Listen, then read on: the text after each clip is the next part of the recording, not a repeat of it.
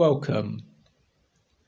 God sent the prophet Samuel to anoint David king over Israel several years before David actually became king.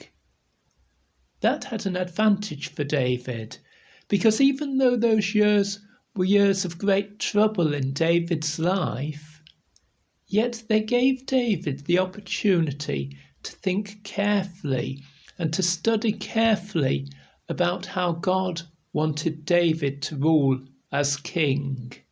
Would he be a king who ruled for his own wealth and for his own advantage, or would he truly be God's king? Today we're looking at Psalm 101.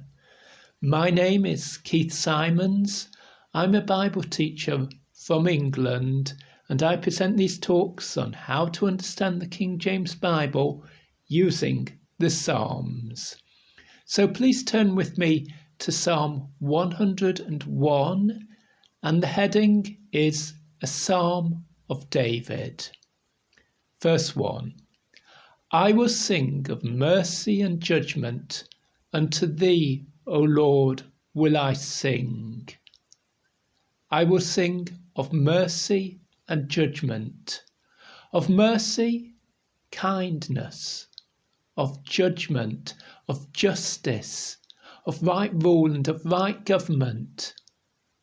David had seen that this is how God rules. He is a judge, a fair judge, a right judge, a judge who punishes people's evil acts. But he's also a God of mercy, a God who shows kindness, and when his people truly turn back to him in the way that he has directed, then he provides a way to forgive their evil deeds. So God had shown to David both mercy and judgment. And David declares that this is something he wants to sing in praise of God too, but it's also something that he wants to live by in his own life and in his own rule over Israel. He must be a proper judge of the people. He must make good laws. He must make sure justice works in the land, that evildoers are stopped from doing their crimes, that people can live in peace and security. But David will also rule by mercy. He will show love to the people whom he rules. He will care about them. He will care even about the poorest and the weakest and the youngest and the oldest. He will care for the fatherless and for the widow. He will show kindness or love to his people. These are so important. Unto thee, O Lord, will I sing. He says to God, God, these are my duties, but especially they're my duties to the people, yes, but especially they're my duties to you, God. It's to you that I sing. It's to you that I declare that mercy and judgment, which are the foundations of your rule, are going to be the foundations of my rule when you make me king. And so in verse 2, David resolves how he's going to act. I will behave myself wisely in a perfect way. Now, of course, David was an imperfect man. He could not live perfectly, yet he saw God's standards. He saw that God's standards are perfect, that the only way he could achieve perfection was to behave wisely. He needed God to teach him to be wise, to show him how to make the right decisions, how to rule in the right way. And he saw that the wisest course was the perfect course. He saw that doing everything good and right was what God wanted. It was the way of true wisdom. And so David resolved that that was what he was going to seek after. That was what he was going to do. And although he might fail, and although he might fail 1,000 times, he would turn again to this vow, this promise that he's made before God, that he would again behave himself wisely in a perfect way. He would turn back to God's standards. Whenever he might have turned in the wrong way, he would turn back to God. And that is how he intended to rule, and that is how he did rule as king. But then there's another line which says, "O when wilt thou come unto me?" Thou there is God. David is speaking to God. This is a prayer. He asks, when will you, God, come to me? And various explanations have been offered to that. One explanation is that this is David before he becomes king. He's saying to God, God, I'm not going to make myself king. You must act. You must come into my life. You must come into the kingdom of Israel and arrange it. I'm not going to try and overthrow Saul, the previous king. I'm not going to act like wicked men do when they want power by stirring up rebellion and trouble. No, I'm going to wait for God to act. I'm going to wait for God to come to me, to answer my prayer and to perfect that which he's already chosen to do, to make me the king of Israel. But another understanding of these words in the Hebrew is that they mean something like, I'll behave myself wisely in a perfect way until or while I wait for you to come to me. In other words, this is how I've decided to act when I am king, but I know I've got to begin now. It's no good me saying, oh, when I become king, I'm going to rule in a good and right way, and I'm going to endeavour to do everything in the wise and perfect way God wants. But now, to say, well, for now, I'm not king yet, so I can enjoy myself. I can do things for my own advantage. I can gain power in an evil way. No, David didn't say that. He said, I will behave myself wisely in a perfect way until thou comest unto me. I will walk within my house with a perfect heart. I'm not yet king, but nevertheless I'm going to live. I'm going to walk. The word for walk often means how you live in the Bible. So I'm going to live as a private citizen in a way that's perfect. Not that David could be perfect, of course. He was affected by sin, as all of us. He did wrong things, and the Bible records them. But that's his resolve, that he's going to turn to God constantly so that he can live in the way that pleases God, even before he becomes king. Verse 3, I will set no wicked thing before mine eyes. That's the equivalent of saying, well, I will set means I will place, and no wicked thing is no wicked plan before his eyes. In other words, he's not going to make any wicked plans. He's not even going to consider wicked plans. He doesn't approve of this kind of behaviour. And so David says he's turning from this totally. Wicked plans, if they are wicked, he is rejecting them. Whatever they might achieve, whatever success they might bring or wealth to David, he's not interested. No, he is serving God, so wicked plans will have no part in his life. Verse 3 continues, I hate the work of them that turn aside. So you've got the picture of someone walking in a straight path. We say sometimes a straight and narrow way, walking in the right way, and then turning aside, turning away from that path. David says, I hate the work of them that turn aside. Those who try to take people off the right path, the right way to live. Those who try to take people and to suggest to them they should do something that turns aside. Crooked. That's another word we use in English for something that turns aside. A crooked path in English, a crooked road, is one that goes back and forward and twists to and fro. And a crooked life in English means a dishonest life.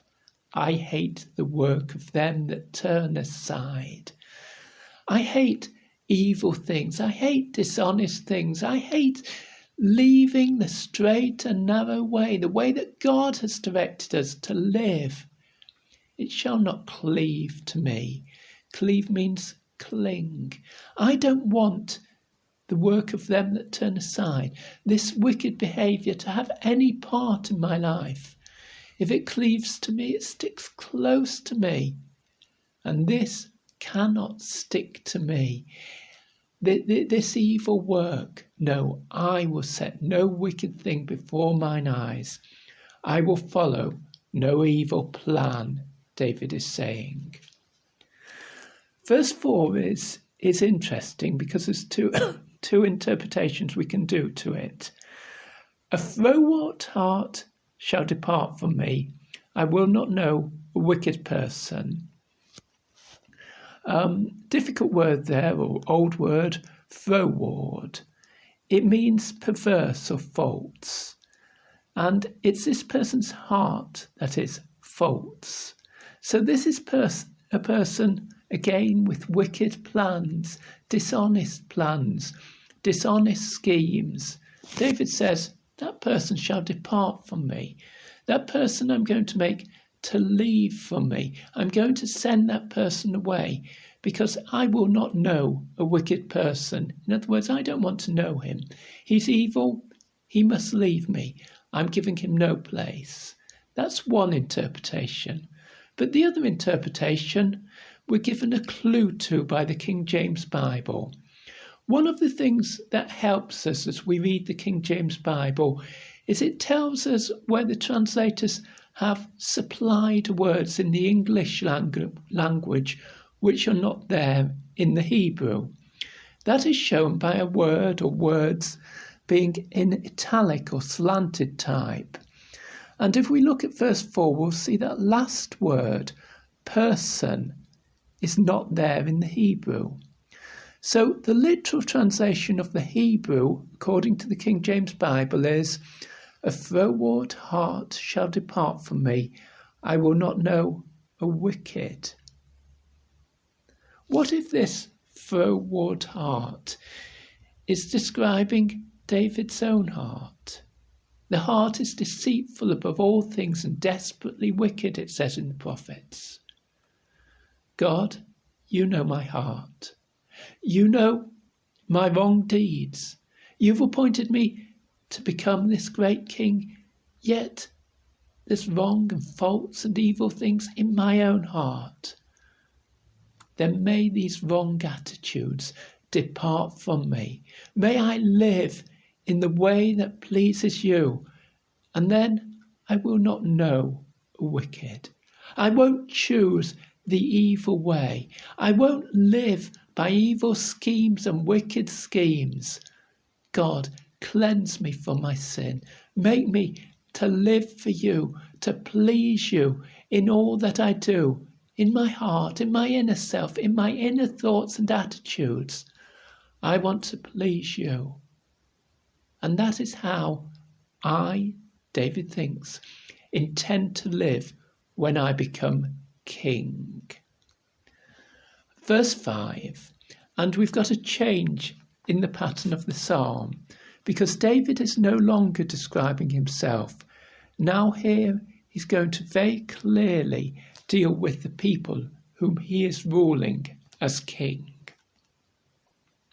Didn't he say in verse 1, I will sing of mercy and judgment? Well, now we're looking at David in judgment. David's work as a judge. Verse 5, whoso privily slandereth his neighbour, him will I cut off.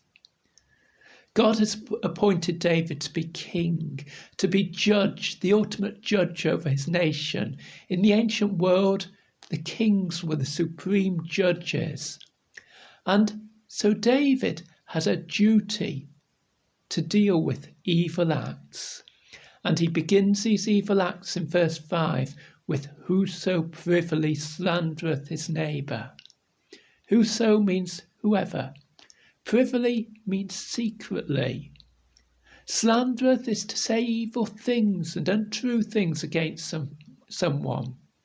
Remember, this evil person has said these evil things against his neighbour privily. In private, David knows that he must act against that. That wicked slander is going to destroy people's characters, destroy people's reputations. It's going to divide the country and cause great trouble. And so even though this evil act has happened privily, even though it's happened in secret, David is determined to stop it and to act firmly against this. Him, the evildoer, will I cut off. That word cut off is the same Hebrew word that is translated destroy in verse 8. David is saying, when I am king, when I have the authority to rule, when I have the authority to punish evil people, then simply to say false words against your neighbour in private is going to be a very, very serious matter. I'm going to act against this wrong behaviour. Him that hath a high look and a proud heart will I not suffer. Suffer means allow to continue. And what's this wrongdoer doing? Well, he hath a high look. The Hebrew is a high eye. In other words, the person who looks on another person and says, I'm greater than that person. I'm more important and more successful than that person. I don't care for that person. David is not going to allow that. A proud heart. It's really the same thing as an high look earlier in the verse. He looks with his eyes in a proud way, and in his heart is wide. That's the Hebrew word. It's proud. It's as if you've got a great bucket and nothing can fill it. That's the attitude of a proud person. He wants more and more and more because he considers himself so great. I'm going to act against this. I'm going to act against wrong thoughts and words and deeds. I'm going to act against the wrong attitudes that destroy countries.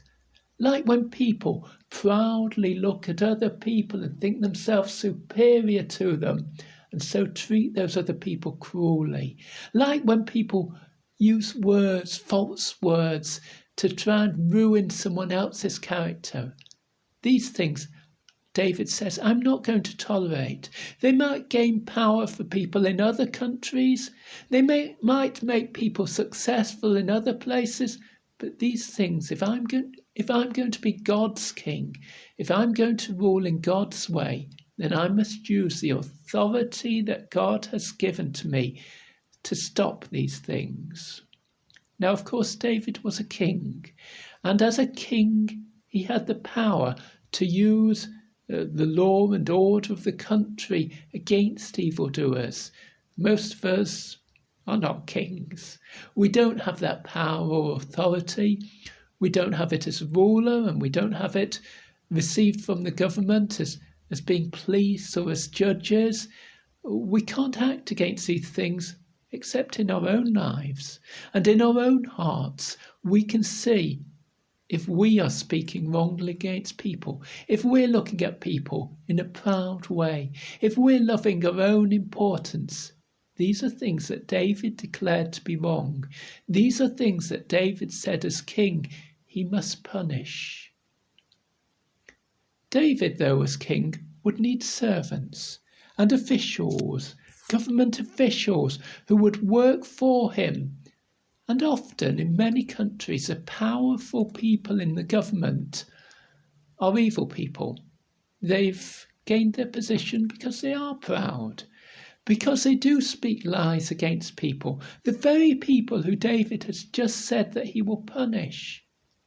So who is David going to choose to work for him? Verse 6, mine eyes shall be upon the faithful of the land, that they may dwell with me.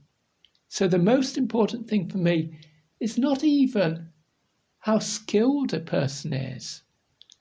No, what comes first to me is that the person who serves me, who works for me, is faithful.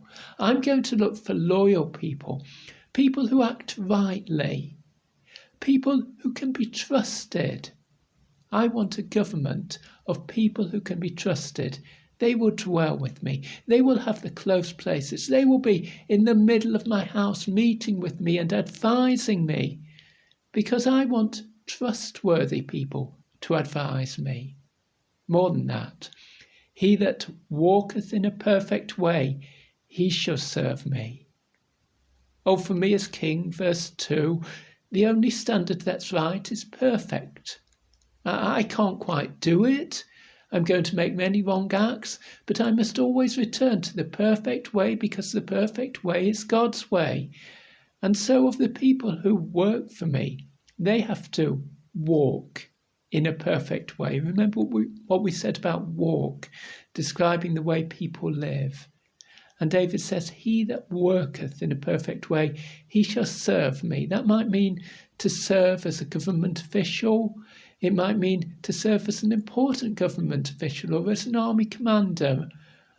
But it could mean simply to serve in the palace, to look after the king. In all of this, David wants faithful people, reliable people. Because, verse 7, he that worketh deceit shall not dwell within my house. In the middle of my house. That's the point where that occurs in the Hebrew. So he's saying someone deceitful, someone who is lying, someone who's telling untrue things, someone who is treacherous, shall not work within my house, shall not live within my house, shall not have that place close to me. The same word, the word translated deceit, there has a second meaning, which is slothful or lazy. David didn't want lazy people working for him either. He wanted people who would be hard-working and dedicated to God's work. Second half of verse 7, he that telleth lies shall not tarry in my sight. If people speak lies, then they don't have a place in government. The idea that sometimes people say politicians are all liars. Well, David didn't want that to be so in his government. He didn't want any liars there. He wanted people who were truthful, because he wanted a government that was right and that was good and would rule the people of God in God's way. On to verse 8. David is still making resolutions, vows, promises about how he is going to rule this land. And now he makes a firm decision. I will early destroy all the wicked of the land. That word early is interesting in the Hebrew. It's the word for the morning. And it's plural. So David is saying not that he's just going to go out early one day to act against all these wicked people. No, he's saying each morning, this is my first duty in the day, to act as king and as judge against the wicked people. When in Israel the kings became more lazy, people complained that they couldn't get justice in the land, that they couldn't find the king, or they couldn't go to the king, or the king hadn't appointed time for them to be seen to. But David says, no, my first duty as king each morning is to act against wicked people, to see that God's people are protected from the wicked schemes that these evil people are doing. And then he remembers, there are other kings who maybe do that. There are kings of foreign nations who maybe, although they do not know God, still try to rule their countries in a right and proper way. But I have even more duties, David thinks. I am appointed God's king. And so that makes it even more important that I act against these evil deeds. End of verse 8. That I may cut off all wicked doers from the city of the Lord. The city of the Lord, Jerusalem, the place where God is to have his temple, where God has chosen to live amongst men. I am responsible for that. And in the responsibility for God's holy place, how important it is that I act against people's evil deeds. How important it is that I don't allow evil deeds to continue and to increase, but I must act against them. That was David's resolution, and when we read about David's life, we see, as I've often said today, he did these things, but he did them imperfectly. He sometimes turned away from God himself, as in his affair with Bathsheba, but he turned back to God. He saw that that perfect standard was God's standard, and he must turn back to God. David also failed in his resolve not to have any wicked people in his government. Joab, the army commander, was a wicked man, and how David wished over and over that he'd acted against him. In the end, he told Solomon on David's deathbed, David told Solomon he must act against Joab. He must punish him with death, and to place the army in the hands of a better man than him. And Solomon did that. But David resolved to do these things, and of course it's only the Messiah, God's real perfect king, who will truly act against evil and stop the evil in the land and in the world when he rules as King of Israel and King of the world in the final age, the age when Messiah rules. In a moment, I'm going to read to you the whole psalm, but first let me give you my email address. Maybe you've not written yet. It would be lovely to hear from you and to know you're listening to these talks. My email address then is 333kjv@gmail.com. Get a pen quick and write it down before you forget. 333kjv@gmail.com. And here is the whole of Psalm 101. A Psalm of David. I will sing of mercy and judgment. Unto thee, O Lord, will I sing. I will behave myself wisely in a perfect way. O when wilt thou come unto me? I will walk within my house with a perfect heart. I will set no wicked thing before mine eyes. I hate the work of them that turn aside. It shall not cleave to me. A froward heart shall depart from me. I will not know a wicked person. Whoso privily slandereth his neighbour, him will I cut off. Him that hath a high look and a proud heart will I not suffer. Mine eyes shall be upon the faithful of the land, that they may dwell with me. He that walketh in a perfect way, he shall serve me. He that worketh deceit shall not dwell within my house.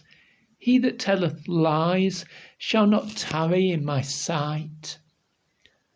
I will early destroy all the wicked of the land, that I may cut off all wicked doers from the city of the Lord.